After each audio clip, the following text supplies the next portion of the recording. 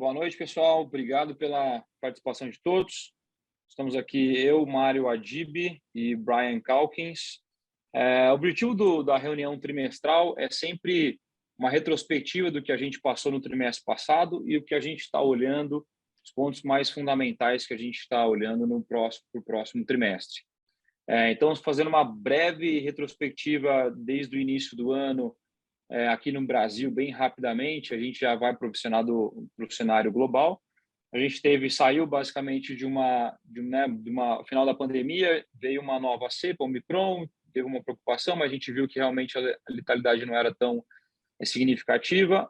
E aí começou o respiro do mercado, e aí veio a guerra na Ucrânia, logo depois lockdown na China por conta do Covid, o que influenciou o preço de commodities, o que entrou muito dinheiro no Brasil. Impactou diretamente no real, né? Valorizou bastante o real por conta disso, muitos dólares entrando e essa troca de moeda entre dólar e real beneficiou bastante, ainda mantém um pouco de benefício, mas a gente vê hoje uma regularização, né? Realmente no que o ano tende a ser. O ano de eleição, pelo histórico, a gente não pode prever futuro, mas tende a ser um pouco conturbado no Brasil por uma série de questões aí, de pautas, de agendas de um lado do outro. Então, a gente sabe que esses anos são bem complicados e a gente está vendo exatamente isso agora. E claro que, no paralelo, uma alta inflação, coisa que a gente, embora a gente esteja acostumado, mas faz tempo que a gente não tem uns patamares, né, como a inflação que a gente está tendo agora.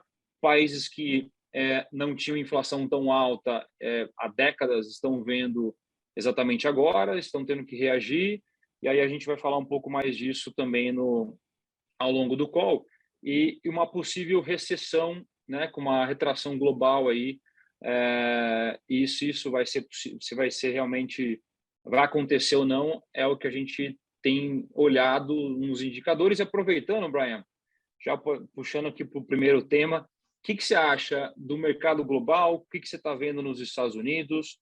Para as pessoas que estão nos acompanhando aí, por favor. Perfeitamente. Obrigado pela introdução, Mário. Bem-vindos todos ao nosso call trimestral para falar do segundo trimestre de 2022. Que ano! Que ano bom de você passar o traço, passar a régua e esquecer essa primeira metade.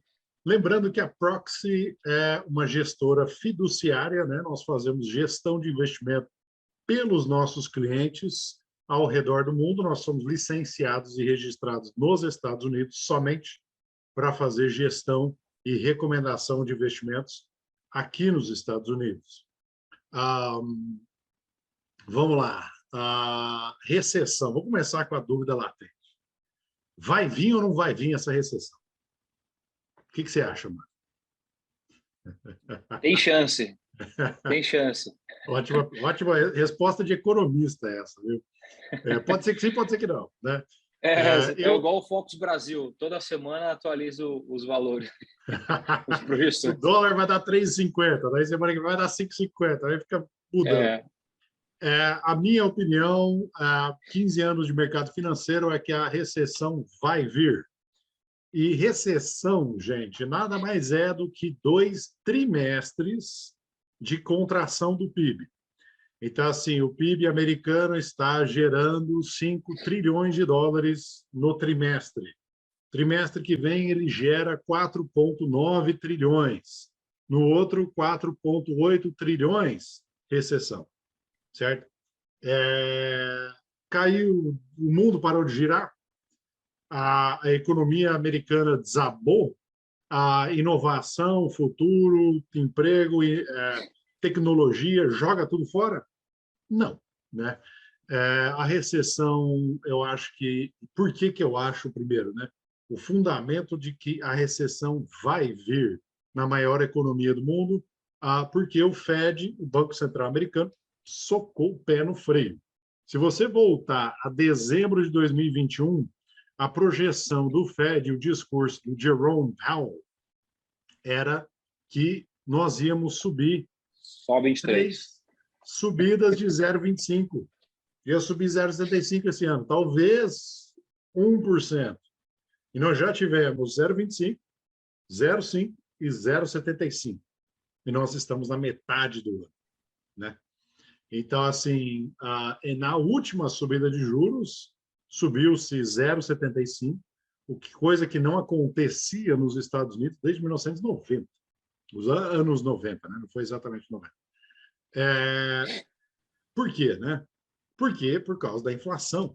A inflação nos Estados Unidos, o CPI está sendo medido a 8,6%, e o PCE, o Core PCE, a 4,4%. Primeiro, né, o que é essa diferença? São diferentes medidas de inflação, né? No Brasil, você tem o IPCA, você tem, que é medido pela Getúlio Vargas, né, FGV, você tem alguns, ou é IBGE, esqueci agora, mas você tem diferentes medidas de inflação, que uma conta carne, a outra não conta a gasolina e por aí afora. Mesma coisa acontece com essas medidas diferentes de inflação.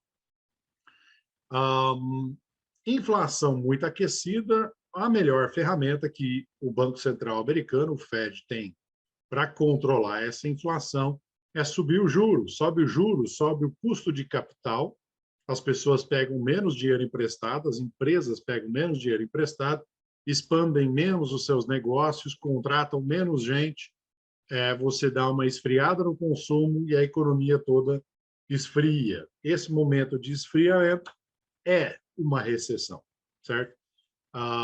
De novo, é o fim do mundo? Não é o fim do mundo. Nada sobe para sempre em linha reta, né? Inclusive, nós tivemos uma subida muito forte de 2020, né? A segunda metade de 2020 e 2021, onde nós vimos aumentos como o mercado de imóveis em alguns lugares dos Estados Unidos, que é um mercado onde não rende, né? Nós temos vários clientes brasileiros, mas rende alguma coisa nos Estados Unidos? Aqui que rende, Brasil. Nós vimos imóveis nos Estados Unidos dobrarem de valor. Então, uma coisa que era comprada a 100 mil, 18 meses depois, um ano e meio depois, era comprada a 200 mil. Então, esse aquecimento da economia gerou inflação e o Fed socou o pé no freio e agora nós teremos recessão. Muito bem, Brian. Só para puxar mais um ponto aqui, Brian, e aí, mediante a isso, que eu acho que tem um ponto bem interessante aí, que no Brasil também está acontecendo isso, mas nos Estados Unidos, acho que com maior quantidade, né? Então, assim, você vê empresas que ainda continuam faturando bem, tendo uma receita interessante, fluxo de caixa, continuam com expansão, e ao mesmo tempo você vê o valor das ações cair em 70%, 80%, como Spotify, Shopify, Amazon e entre outras. O que você poderia comentar, até para quem não está ouvindo a gente, se isso é normal, não é normal, se isso é momentâneo, ou se a empresa vai quebrar ou não vai quebrar? Acho que tem muita gente com essa dúvida com relação a essas empresas. Sim, exatamente. Quando eu digo que o mundo não vai acabar, né, não vai parar de girar no seu eixo, né, no espaço, é exatamente isso que eu estou tratando. Então, assim, a queda no valor de uma ação, o preço de uma ação, vamos voltar um passo antes, é a expectativa de geração de valor. Então, agora nós temos novas informações, a empresa lançou resultados na bolsa, falou assim, olha, a gente teve tanto, vendemos 100 milhões, nós gastamos 50 milhões, tivemos 50 milhões de lucro, certo? Nesse trimestre. Aí passa um trimestre, nós vendemos 200 milhões, nós gastamos 100 milhões, a gente teve 100 milhões de lucro. Você dobrou o lucro. Cada vez que você tem uma informação nova no mercado, uma informação nova vindo da empresa ou do mercado em si, você tem uma reprecificação dessa ação, certo? Então, basicamente, em segundos, o que é uma ação, o que ela representa. Quando você tem a dúvida ou do momento que a ação está vivendo, ou do mercado, ou do futuro, os participantes do mercado reprecificam essa ação.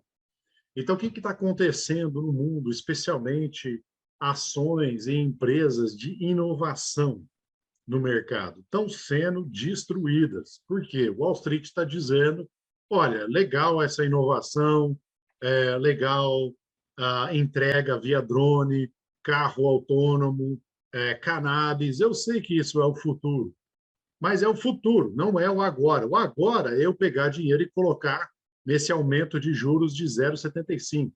Perceba que o juro subiu 100%, né? Aliás, muito mais do que isso, desde o começo do aumento do juros. Se você comprar uma coisa 0,25 e agora você vender ela a 1,25, né?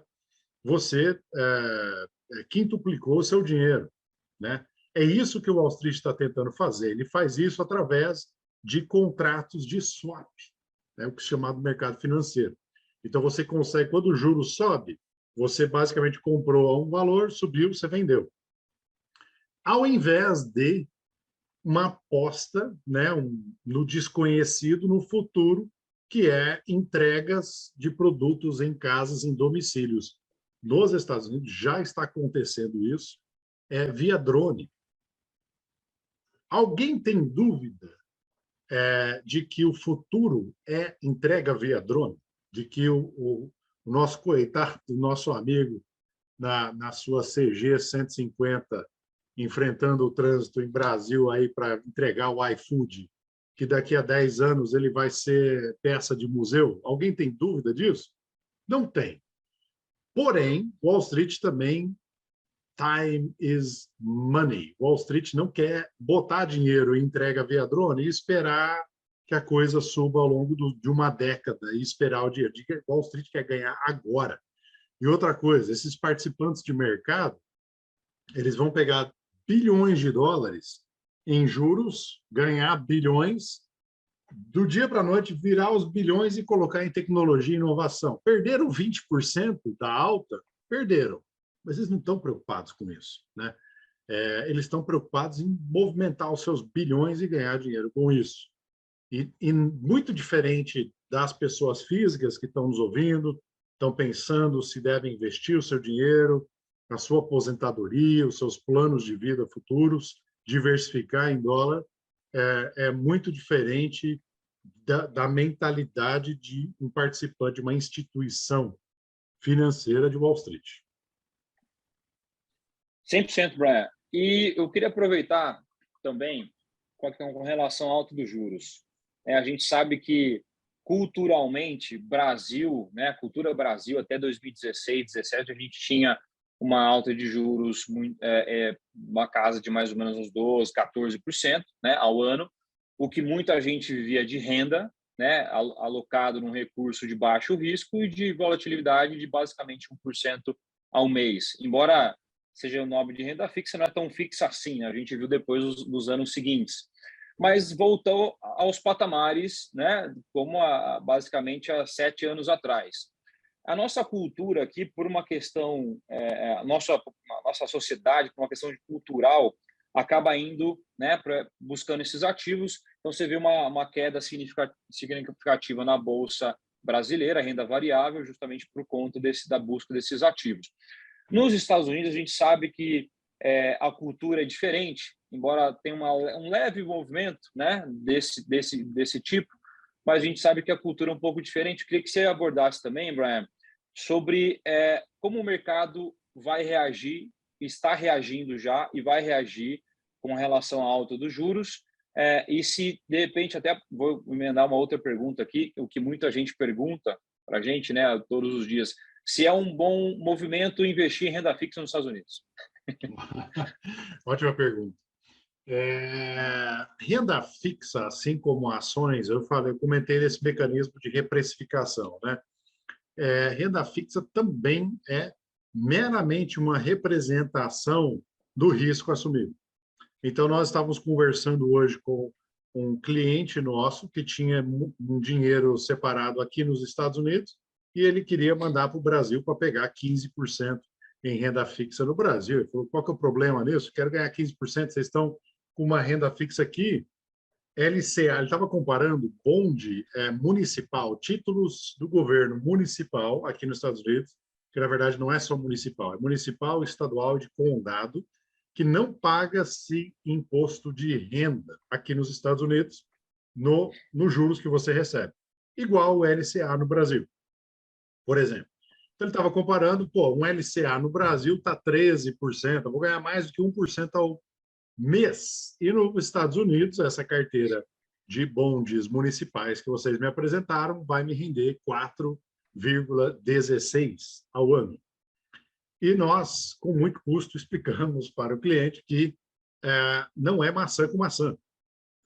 Os títulos no Brasil estão 13%, porque basicamente, vamos resumir, não é exatamente isso, mas para o pessoal aqui entender, você está comprando o título americano a 4,16 e colocando 8% a mais de risco nele para tirar o seu 1% ao mês no Brasil. Você está com 4% do risco americano, mais 8% do risco Brasil, e meramente você recebe na renda fixa o risco que você corre. Qual que é o risco? Você tem o risco de crédito, você tem risco de moeda, você tem risco de reinvestimento ali na frente. Então, assim, esses juros no Brasil estão a esses níveis para atrair e segurar capital no Brasil. Não é porque o Brasil tem renda fixa melhor do que Estados Unidos. Todas elas estão no mesmo patamar, e é por isso que você tem, que muita gente aqui já deve ter ouvido falar do rating de rendas fixas. É A mais, A menos, né? Muitos clientes se surpreenderam conversando com a gente nos últimos meses, né, Mário? Ao saber que a maioria das rendas fixas dessas grandes empresas brasileiras estão na categoria que nós chamamos aqui de junk bonds, ou seja, sucata no mercado financeiro, né? Não se compara o Itaú com Apple, não se compara Petrobras com Exxon ou Chevron, né? São coisas completamente diferentes, Sim, o nível de risco. o próprio Banco do Itaú, no Brasil, tem o rating dele é de BB-. Então, o Banco do Brasil, que a gente sabe aqui, morando no Brasil, que o Banco do Itaú, desculpa, dificilmente vai quebrar. Assim, se o Banco do Itaú quebrar, o mercado quebrou, né? Mas, que a gente for comparar Apple com Apple, né? E o mesmo nível de risco do ativo, você tem ali diversas categorias de risco a mais do que um bonde municipal, um bonde estadual que seja nos Estados Unidos, que na média ali da 2Bs, né? Da 2As. Então, você tem algumas classes ali, alguns níveis bem abaixo quando a gente traz alguns ativos. É bem o que você falou, Brian, é que no final as pessoas não acabam fazendo conta do que de fato tem além de simplesmente só o retorno, né? Então, se você comparar só retorno com retorno, ok, então o Brasil basicamente está gerando quase 3 vezes mais de retorno que os Estados Unidos com relação a esses bons, mas não para por aí, né? Por isso que é sempre interessante a ajuda de um profissional para analisar se de fato a sua decisão, talvez muitas vezes emocional, se condiz, né? Se é condizente com o que o seu nível de risco permite ser. E se de repente o seu propósito e plano de vida permite ser, né? Então, se a sua vida inteira está como esse caso desse cliente que você comentou, a vida inteira está nos Estados Unidos, os custos, receitas, etc, etc. Ele levar para o Brasil apenas por um momento, né, aproveitar só uma pequena onda, e qual é o percentual do patrimônio que ele vai levar para o Brasil? Isso é muito importante. Se ele leva um percentual significativo, e em anos de eleição a gente sabe que é muito turbulento, e de repente o dólar dispara, né? Aliás, o real desvaloriza, ele perdeu uma fatia bem significativa do patrimônio. Correto. Então, isso atrapalha e impacta diretamente no plano de vida de um investidor, né? Da família inteira. Correto. Exatamente. E o ponto que você traz é excelente no sentido de que, então não é 15% ou 4%. Como que eu tomo essa decisão, né? Foi a conclusão do cliente hoje. Ele falou assim, cara, e aí, o que eu faço então? Eu falei para ele assim, imagina, é possível o real sair de 5,35 e que fechou hoje para 7? É possível? Ele falou, é possível. Claro, se isso acontecer, você perdeu 31% do seu retorno para você voltar para dólar até nos próximos 12 meses, era o período de tempo, né? Então, ao invés de pensar no que você pode ganhar hoje, aqui e agora, vamos focar no seu plano. O que é que o seu plano de vida precisa de investimentos? Você precisa correr tanto risco? O risco de ganhar 15% ou de perder 15%? Porque se ele bota para render 15 e o real vai para o dólar vai para 7, ele perdeu 30. Então ele saiu no net, ele saiu com menos 15 se ele for botar isso no Brasil e voltar.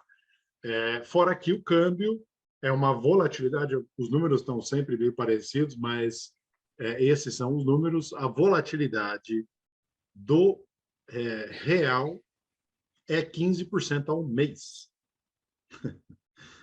Então, em 2 meses de 12, nós estamos falando de período de 12, em 2 meses ele pode perder, chegar nesses 30% de perda que eu tinha projetado para ele, e aí o real para o dólar está 7-1.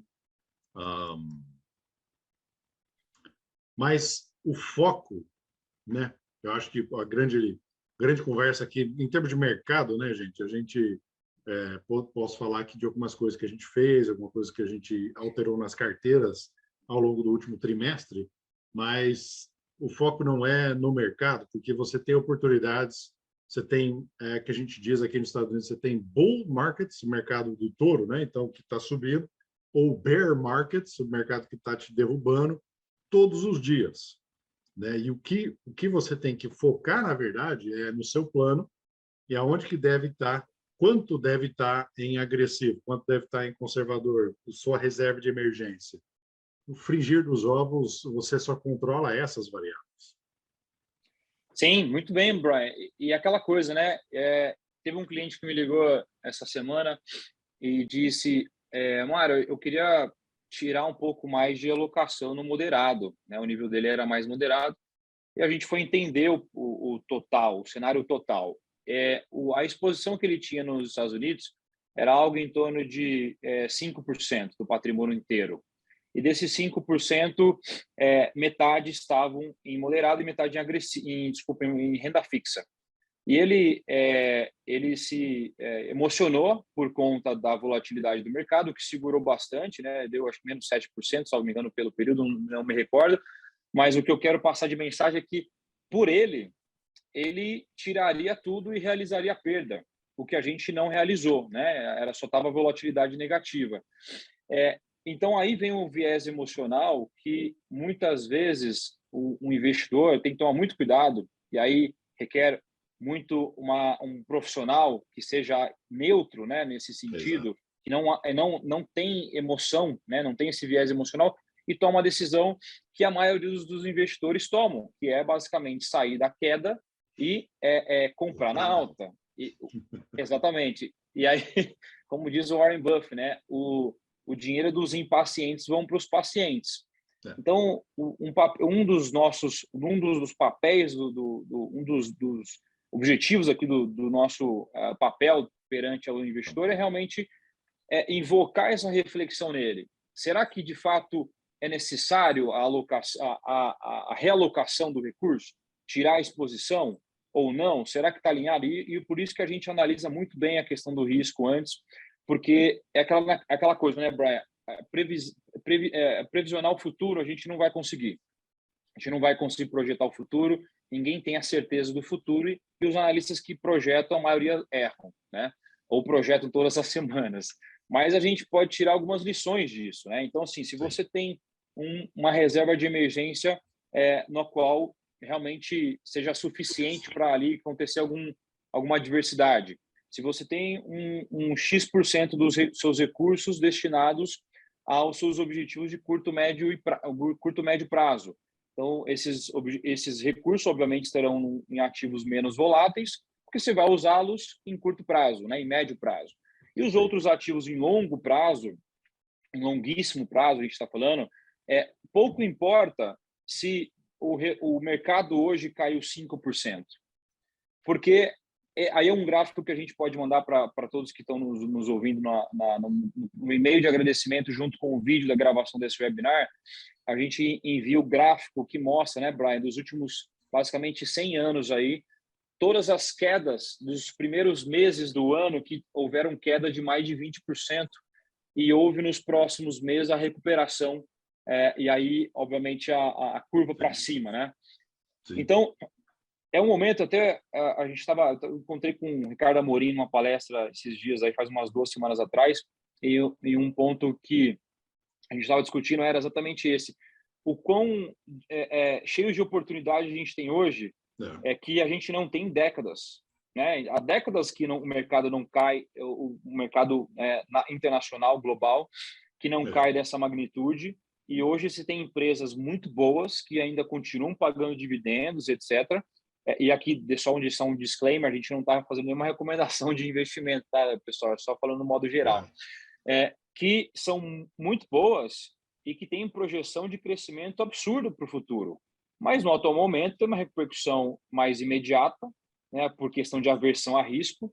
E aí, um indicador muito interessante sobre isso, Brian, tem um fundo nos Estados Unidos que é a pró-dólar perante as outras cestas de moedas, né? Correto. Então, bateu o recorde de entrada de mais de 415 bilhões de dólares só no mês de junho. Sim. Então, você vê que o mercado global, quando há crises e momentos difíceis, a aversão a risco busca ativos que passam mais segurança. Aí, nos Estados Unidos, a gente tem basicamente dois indicadores, duas classes aí, né? Dois pontos, na verdade. Primeiro, a questão da moeda, que hoje, por mais que a iene está no caminho, né, para chegar ao dólar, etc., mas está longe ainda, mas a gente vê esse movimento crescendo. Mas hoje a moeda que tem maior circulação do mundo, o dólar ainda permanece a moeda mais forte. Você vê, inclusive, chegando próximo de euro e libra por conta de crise geopolítica, questão de energética, enfim. E você vê títulos de dívida americana também sendo muito usados, né? Então, são pontos de reflexão muito interessantes para quando você olha para o cenário global, né, Brian? Sim, com certeza. Aqueles que quiserem olhar, é só você buscar o índice DXY, é o índice dólar que o Mário está comentando. Ele bateu hoje 106, esse índice.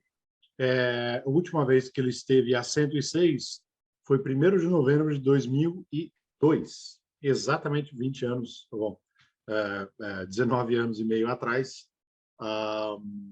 que o dólar esteve tão forte perante as outras moedas fortes do mundo. O real, só para lembrar, não entra nessa cesta de moedas. Então, realmente, nós estamos vendo um fluxo de capital vindo para os Estados Unidos. Isso também reflete a força da economia americana, né? Então, se você espera que uma economia... Nós vamos entrar em recessão. Então, as instituições financeiras ao redor do mundo estão olhando isso, dizendo, olha, o lugar para eu passar esse inverno é aqui nos Estados Unidos, né? Quer seja, eu acho que quando a crise começar, as pessoas perderem emprego, vai começar assim realmente um desconforto geral na economia, muitas pessoas vão sofrer por causa disso, mas o mercado de ações vai começar a retomar a subida. Geralmente é assim que funciona. Por quê? Porque o mercado de ações, as instituições vão poder enxergar com mais clareza que tamanho, que profundidade que vai ter essa recessão, então o mercado está subindo, agora vai cair. E qual que é o período? Vai ser uma recessão longa e difícil ou vai ser só um repique e o crescimento retoma, né?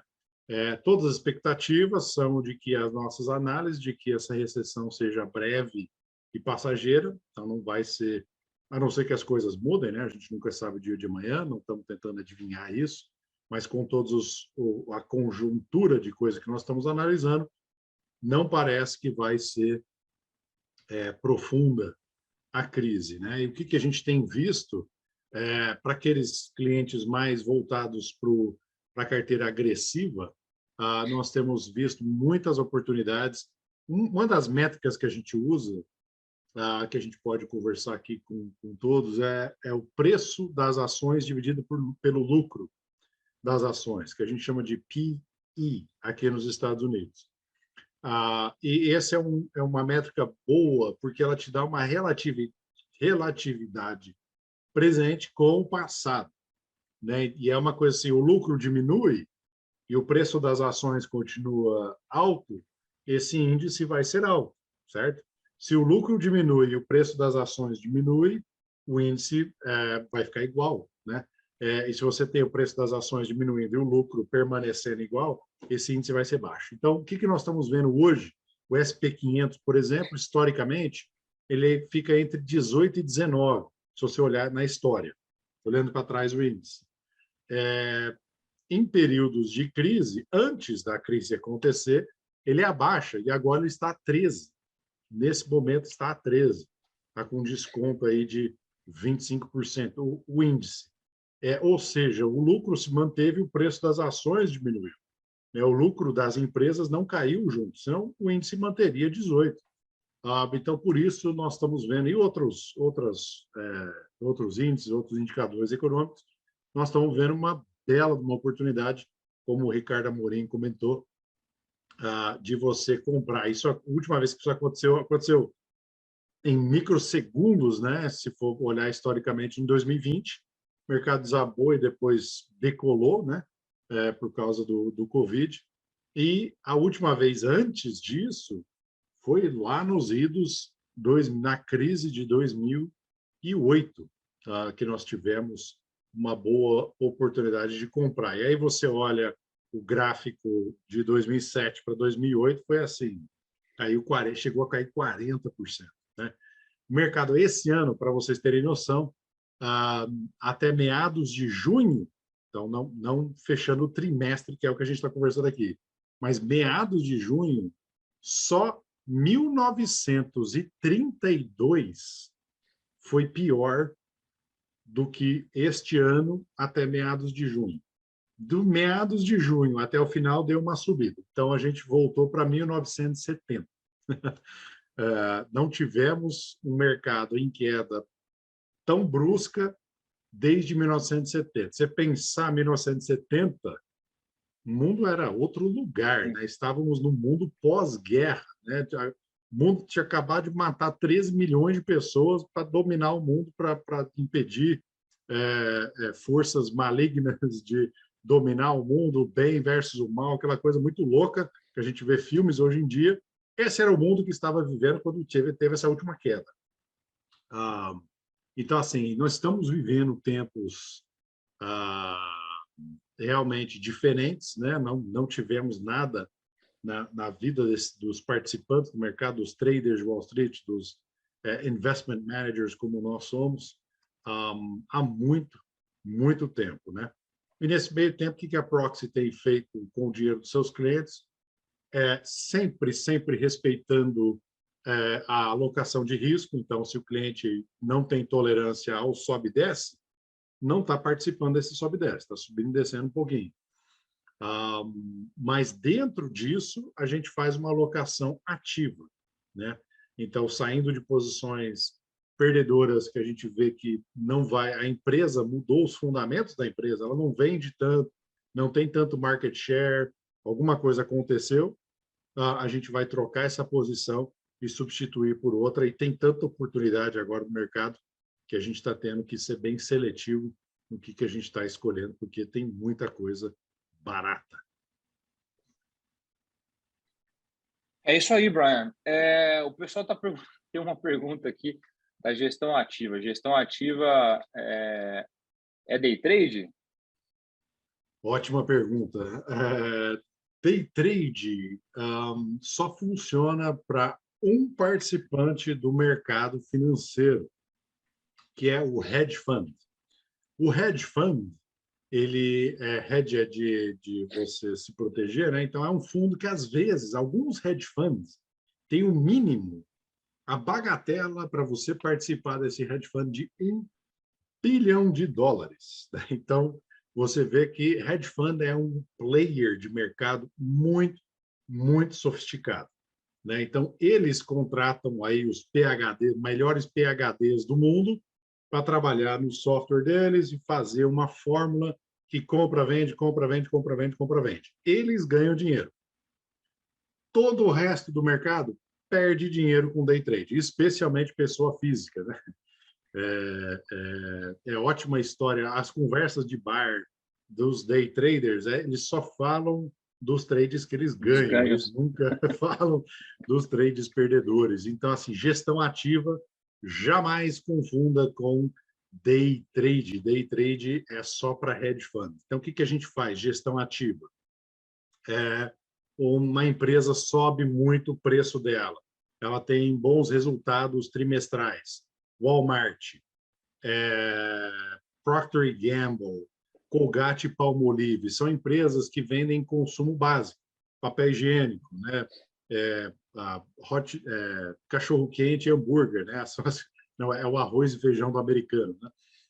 Essas empresas têm um lucro forte esse trimestre passado. Por quê? Porque a inflação subiu muito. E elas vendem produtos básicos, né? Então venderam por mais. Tiveram mais lucro. O que a gente faz? Subiu muito o preço da ação, cortamos o cabelo, como dizemos em Wall Street, nós cortamos o cabelo dessa posição. Então, agora a posição é 5%, 6% da carteira, a gente pega 2% do lucro, a posição volta a ser 4% da carteira, os 2% que subiu fica em cash, esperando a hora de investir em alguma coisa que está caindo muito e a gente gosta da posição ou da ação. Isso é gestão ativa.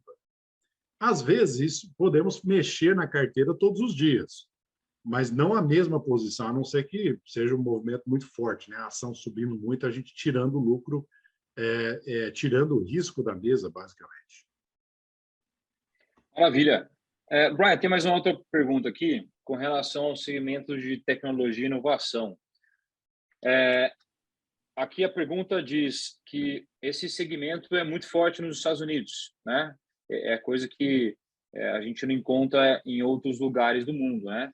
Então, baseado nesse setor que é muito interessante nos Estados Unidos, ele está perguntando se tem previsão de voltar, se quanto tempo, e se ainda vai ser um segmento, digamos que chamariz nos Estados Unidos. Olha, o segmento de inovação, tecnologia, mercados futuros, né? Futuro no sentido não de mercado derivativos, mas mercado futuro de entrega via drone, por exemplo, né?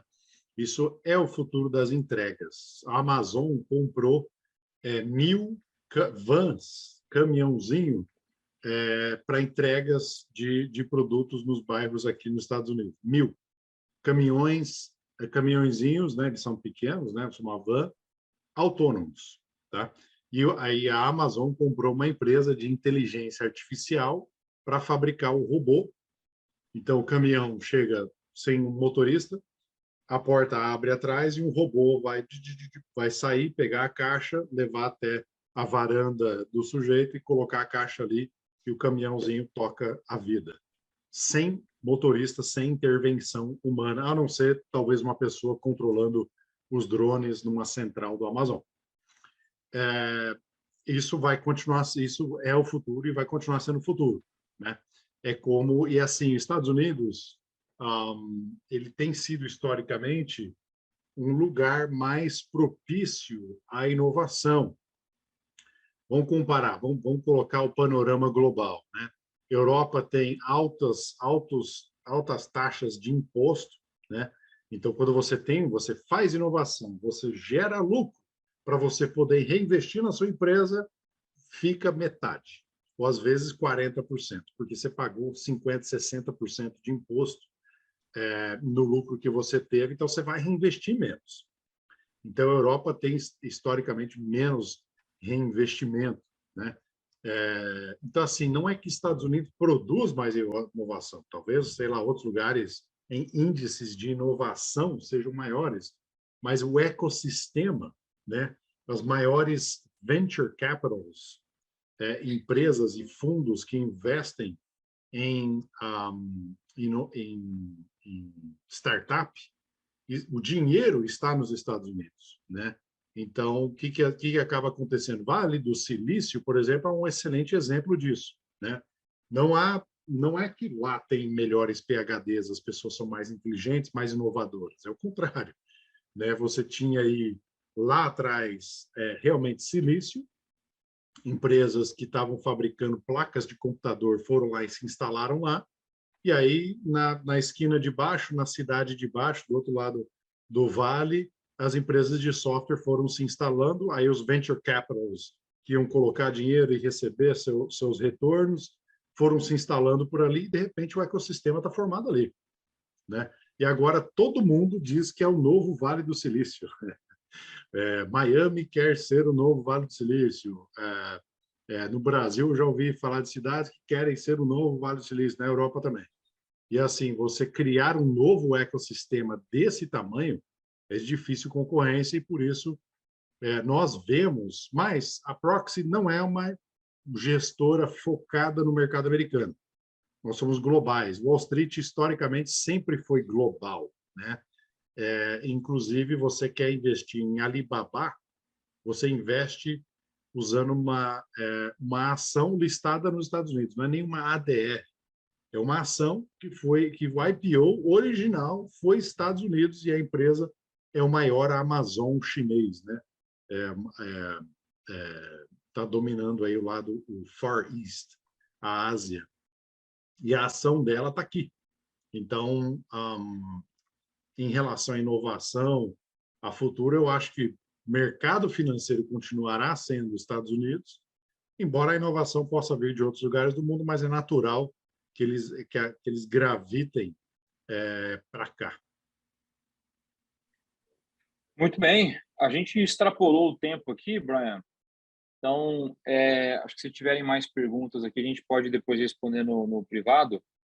E só para finalizar, pessoal, obrigado pelo tempo de vocês. A gente vai enviar um e-mail com a gravação do webinar para quem não assistiu, quem quer rever de novo. Você quer passar algumas considerações finais, Brian? Claro, com certeza. De novo, obrigado pela audiência e pela confiança a todos com os seus recursos, seu dinheiro. Nada nos dá mais prazer do que conversar com os nossos clientes, a porta sempre aberta. E sabemos, assim, estamos esperando o inverno vir. Nossa expectativa é que essa recessão seja breve. Se ela não for, nós fazemos gestão ativa, nós não somos um fundo disso ou daquilo, onde nós temos que cumprir o mandato do fundo e ficar esperando o trem, nós estamos esperando de mãos atadas, esperando o trem nos atropelar. Não é isso que nós fazemos aqui. A gente se adapta ao meio ambiente, ao ecossistema, embora nós vemos que, historicamente, você tentar fazer um shift de day trade, que nem a gente comentou aqui, não funciona. Então, o que nós fazemos, a conversa maior que nós temos, né, Mário, qual o seu plano, aonde você quer chegar, por que você quer chegar lá. E aí a gente adequa os investimentos ao seu plano de vida. E tudo está apontando nesse mercado que essa estratégia que é provada, testada e aprovada pelos anos vai continuar sendo a estratégia vencedora. E eu finalizo aqui o nosso webinar com uma frase do Billy John que fala que quem se prepara em tempos fáceis governa em crises, em tempos de crises. É uma reflexão aí para vocês e a gente finalizar aqui o call.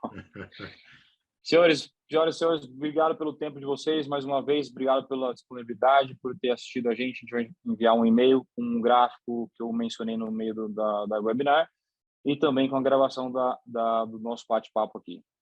Obrigado, boa noite, fiquem com Deus. Até a próxima.